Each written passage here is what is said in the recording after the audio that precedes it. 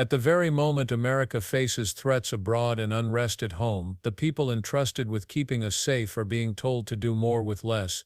While the FBI is already stretched thin, the Justice Department's new budget doesn't boost security, it slashes it. And when Glenn Ivey walked into the House Oversight Committee, he wasn't there to play nice, he was there to call it out. The hearing began like many others: statements, questions, polite exchanges, but it didn't stay that way for long. Ivey confronted Attorney General Pam Bondi head-on, accusing her of turning her back on the very principles she once claimed to defend. Tempers flared, interruptions flew, even the clock had to be stopped just to contain the chaos. What made this showdown different wasn't just the politics, it was the timing. Soda assassin. So that's an area where we can't afford to have those kind of cuts, I don't think, at this time. And the performance of fewer regulatory inspections. I had gun dealers in my district who needed those inspections to take place. And important findings have been made, certainly with respect to tracking crime guns and cracking down on gun dealers who are working illicitly. I'm not saying they all do. I mean, many of them operate in the right way, but the only way to track it down is through inspections that have to be aggressive. And by the way, even under the current regime or the previous regime, I think some of them didn't get inspections for maybe every 10 years or so. So it wasn't like it's a constant harassment piece. But I've got some folks here in the corner of the hearing room who are from my district: Moms Demand Action, DMV Mothers Like Me, Women's Missionary Society. I met with them a few weeks ago, and the concern was the issue of gun violence on our streets and the desire to make sure that the federal presence continues to push hard to make sure we close those cases. You're reducing resources, you're reducing the number of agents, as Mr. Patel said. That's moving in the opposite direction. What response would you give to them with respect to the steps that you're taking to make sure not only that we stay safe, but we get even safer and do even more to get violent offenders off the street and get the guns off the street before the violent offenders get them? So first, Congressman Ivey, you're a former prosecutor, and I'm smiling because I could see that in some of your questions. Thank you for those questions. I'm going to try to answer them all in order of how you ask them. You ask about the FBI, our budget, and Director Patel clarified that in front of the Senate, I think, and our budget includes $10.1 billion, 12,926 agents for the FBI. I think clarification would be gentle. It was a complete flip-flop on what he said when he was here. So And he was asked 3 times by Ms. DeLauro just to make sure that he was right about what he had said when he was testifying. They prioritize realignment of personnel to the field to carry out national security, which you just talked about, intelligence, criminal law enforcement, and criminal justice missions. Can I do this? Can I just keep? I only have 34 seconds to answer I've you, got and I 3 really quick want to questions answer. for you, and I'd love You're to get. asking 3 questions, and you haven't let me answer one. I'd love I to get your want to talk answers about in Niven. writing. Quick questions. Niven. When you were the Attorney General in Florida, Chairman, can I answer you the offered, question? You offered, after the Parkland shooting, I believe this is my time, under the rules, and I had, Stop the clock. can we stop the clock? Stop the clock at a different. Be respectful of each other. Mr. Chairman, To a filibuster. what I just said was, if you could submit your answers in writing, that would be great. I don't think I've made any kind of statement that's been accusatory with respect to her or her professional reputation. There's been no attack on her. These were just questions that were asked. I'm seeking the answers in writing, which would be great. But I have a couple others that I'd like to ask too, and we'll do them on. No, it hasn't. You cut me off when there were 30 seconds left. Yeah. So, well, that's true too. A couple of you all went over like a minute and a half. Over almost 2 minutes. I just would like my 30 seconds back. And then if she can submit answers in writing, that'll be fine. But, but I want to get these questions in while she's here. Go ahead. I want to ask the questions and she can submit the answers. This is my 5 minutes. I get to do it the way I want to do it. Under the committee rules and under the House rules. These are my 5 minutes. And as I said, I have not been disrespectful to this witness. I have not. Or, Like he did. I feel like he did. okay. When you were the Attorney General in Florida, after the Parkland shooting, my understanding is that you moved to ban gun sales to people under 21. Is that a position that you would take now as the Attorney General? I have a bill, H.R. 2368, which does something like that. I would be interested in if you'd be willing to co-sponsor or support that bill. You also moved to enact Only days after a U.S. military strike on Iran, with fears of sleeper cells and domestic threats rising, Bondi was defending cuts to the very agencies tasked with preventing disaster. Ivey didn't just question the numbers, he questioned the judgment. And what happened next turned a routine budget hearing into something far more explosive. The tension was thick from the very first exchange. Ref. Glenn Ivey leaned forward, his voice sharp and unrelenting, as he laid out what he saw as a reckless betrayal of public safety. This wasn't a casual budget disagreement, it was a direct accusation that the Justice Department was putting American lives at risk. Sitting across from him, Attorney General Pam Bondi tried to keep her composure, but every answer she gave seemed to only fuel Ivey's fire. He pressed her on the cuts, thousands of FBI positions left vacant, critical resources pulled off the streets at the very moment threats were multiplying. Ivey called it not just irresponsible but dangerous. When Bondi tried to defend the numbers by pointing back to realignments and staffing priorities, Ivey cut her off. "That's a flip-flop," he declared, reminding everyone that her earlier testimony told a completely different story. The words hung in the chamber like an indictment. The clash escalated fast. Ivey demanded answers in real time. Bondi pushed to provide them in writing. Interruptions rang out as members argued over who controlled the clock. "Stop the clock," one lawmaker shouted, as the hearing spiraled into procedural chaos.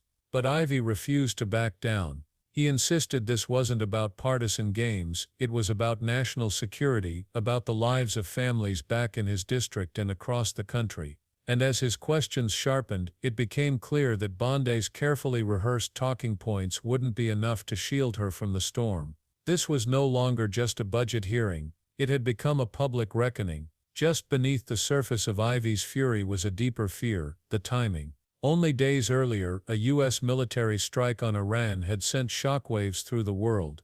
Intelligence briefings warned of heightened risks at home, sleeper cells, retaliatory plots, and domestic terrorism suddenly felt less like distant threats and more like imminent dangers. And yet in this exact moment of rising tension, the Justice Department's budget proposal didn't bolster America's defenses. It cut them. Ivey reminded the chamber that FBI Director Christopher Wray had already raised the alarm. Even before the Iran crisis, Wray said the Bureau was short more than 2,400 agents and billions of dollars in funding. He had asked for reinforcements, warning Congress that attrition and vacancies were leaving critical holes in national security. Instead of meeting those needs, Ivey argued, the budget ignored them, and then went further, slashing hundreds of positions outright.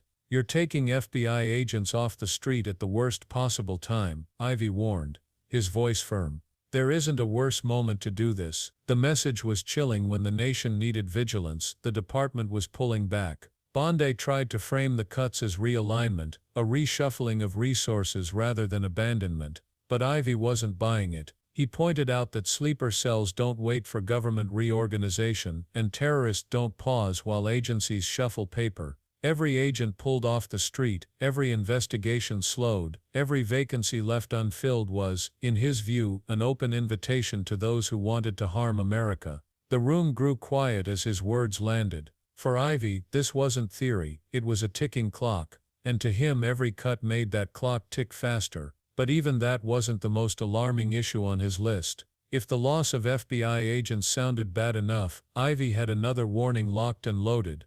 This time it wasn't about manpower, it was about tools. He zeroed in on the NABIN system, the national ballistic database that law enforcement depends on to connect shell casings to guns and track shooters across state lines. In Ivy's view, cutting resources here was nothing short of reckless. He reminded the committee that Anna Bin had been critical in cracking open major cases, including assassination attempts that could have gone unsolved without its rapid matches. The database wasn't just another line item in a budget, it was a lifeline for investigators who needed answers in hours, not weeks. This is how we stop killers before they strike again, Ivy stressed. But the threat didn't stop there. He pointed to ATF inspections of gun dealers, another target of the proposed cuts. Even under past administrations, inspections were infrequent, sometimes once a decade. Now, with even fewer agents on the job, oversight would plummet further. Ivy warned that without regular checks, corrupt or negligent dealers could funnel weapons straight into the hands of criminals, undetected and unchecked.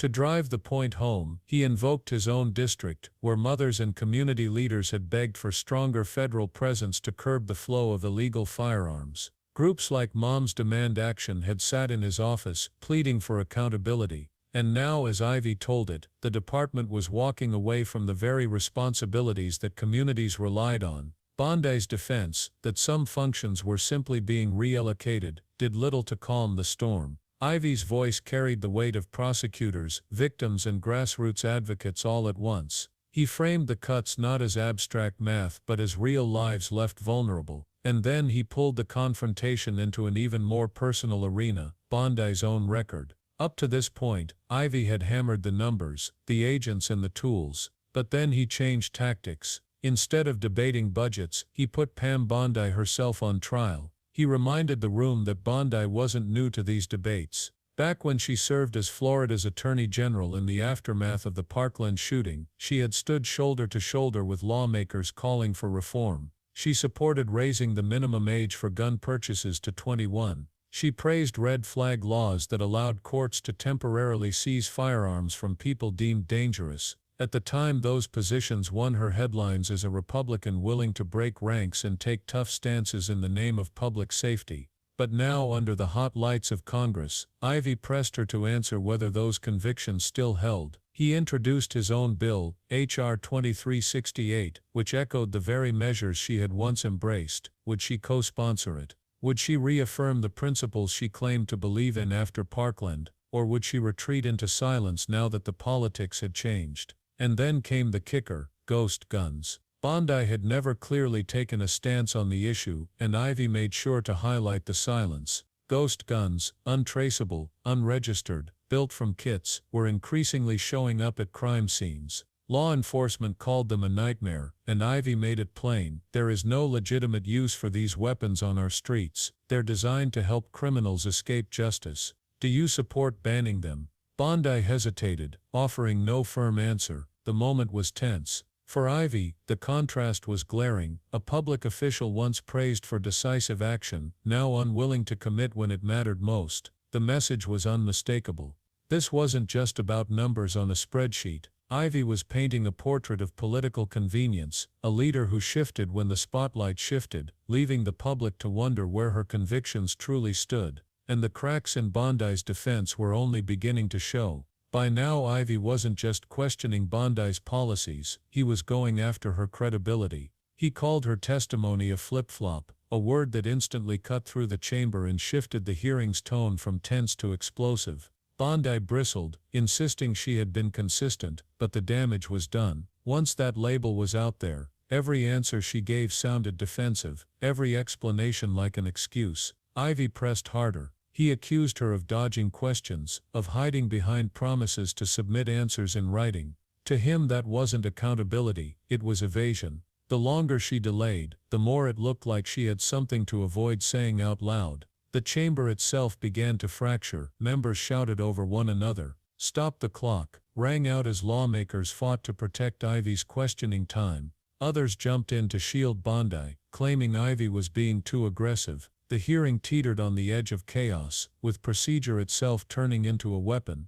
But Ivy refused to back down. He pointed out that Bondi once fought for reforms after Parkland, but was now stonewalling even basic questions. He painted the image of a leader who, when pressed, couldn't defend her own record.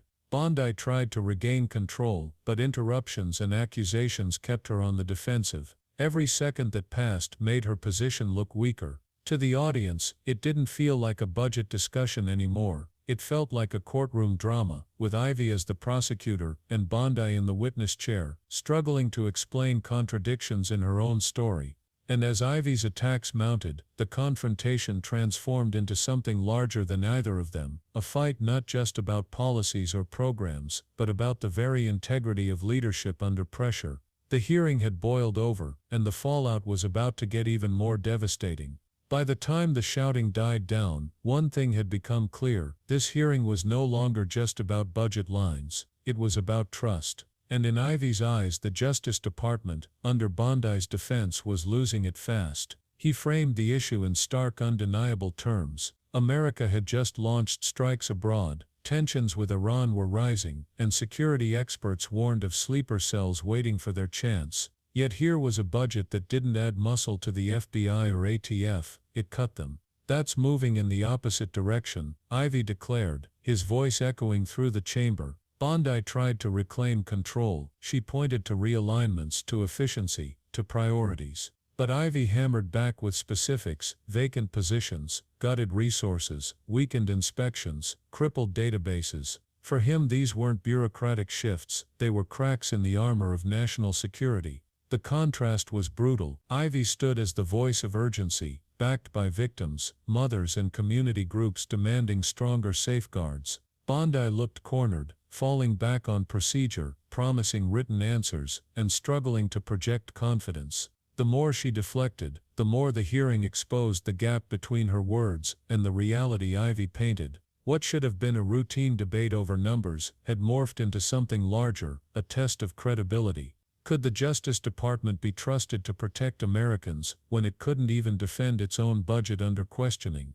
The hearing didn't provide closure. If anything, it left the air heavier, filled with doubts. Ivy had pulled the curtain back, and Bondi's defense seemed less like strength and more like survival. And as the session wound down, one last question lingered, unspoken but unavoidable: when national security is on the line, do excuses count for anything? As the gavel finally came down, the hearing chamber was left buzzing with more questions than answers. What began as a budget review had turned into a public spectacle, a clash of conviction versus caution, urgency versus delay. Rep. Glenn Ivy hadn't just highlighted flaws in the Justice Department's numbers, he had exposed a deeper crisis of confidence. To him, the stakes couldn't be clearer. The FBI was already stretched thin. The ATF was already struggling to keep up.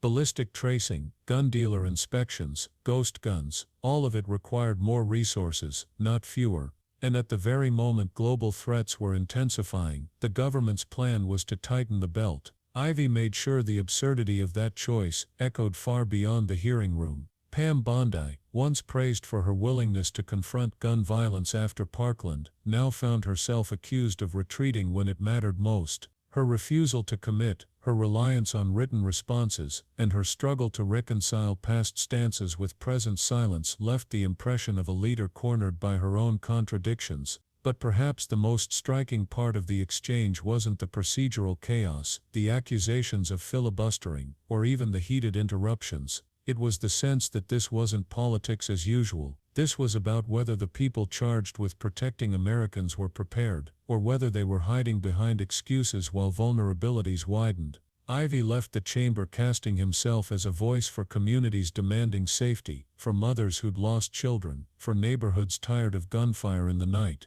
Bondi left defending a budget that, in Ivy's framing, did the opposite of what the moment required. So the question remains: when the threats are real and the risks are growing, will leaders rise to the occasion or retreat into talking points? That's not just a question for Pam Bondi, it's a question for every official who holds power in times of crisis, and that's where we'll leave it today. If you found this breakdown eye-opening, make sure to like, share, and subscribe, because the stories coming out of Washington aren't slowing down, and neither are we. Stay sharp, stay loud.